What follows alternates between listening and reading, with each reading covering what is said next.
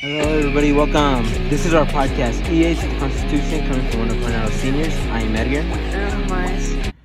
Morris, what are we talking about in today's podcast? Edgar, that is a good question. Today we will talk about 3 principles of the Constitution: unity, justice, and preservation of freedom. Let's start with unity. It's even in our country's name, the United States. It's what brings us closer together as a whole, and it's ultimately what birthed our nation. Without unity, current and future generations will struggle with being able to come together, be diverse, and will always have a conflict of people's opinions, actions, or character. The Montgomery bus boycott is a good example of unity. Excellent point, Morris. Unity is something fundamental and can cause a lot of change for the good if people are united and speak out.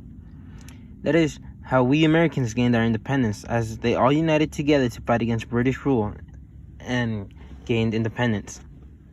That is a great example of unity. Going back to Montgomery boycott, it was a 13-month protest that required a good amount of citizens to protest the segregation of buses.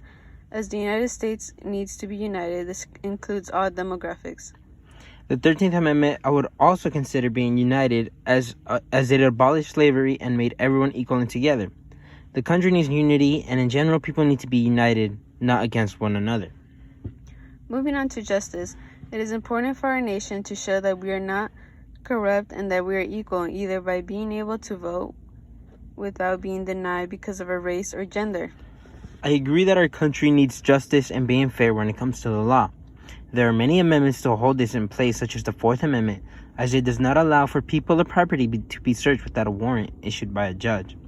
Say, Amaris, if I were a cop and I saw you just chilling in your car and I believed you were doing something other than, just chilling in your car, I still wouldn't be able to search you or your car without a cause. Correlating to that, the 5th Amendment talks about no person may be held for an answer for a crime unless he or she has first been officially and legally charged. That means that no officer can decide whether you are guilty or not of a crime because they have to go through a process in court and put you on trial, and this also ties in with the 5th Amendment. If you are found not guilty, you are not allowed to be tried again, as it would be double jeopardy. A country must have a good court system, hold up to the law, and be just to its people. You can't just be denied something based on religion, gender, and ethnicity, as that would be unjust. Take Amendment 15 and 19. No one shall be denied to vote based on sex and race. The last principle we are talking about is preservation of freedom. The preservation is very important to all of us in the United States, as we are the land of the free. Not being able to be free, kind of defeats that purpose. Unlike most other countries, we are free in both ways, like being able to choose who we vote for, what we do, and as well as economically. That is true. We are more economically free than other countries. Most businesses are not controlled by the government, telling them what to produce or not. There are regulations, but not complete control over a business.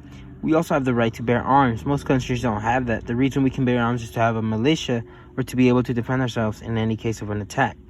We also have the right of free speech. What we say isn't controlled by the government, or we don't face any punishments if we speak on our beliefs. As well as the 9th Amendment, no one shall be denied their constitutional rights. We'll have our freedom, and we should preserve our freedom as well as cherish, as we have more opportunities than others. Well then, everybody, we hope you enjoyed today's episode, and we hope to see you again in the future. Once again, this is Edgar. And this is Morris.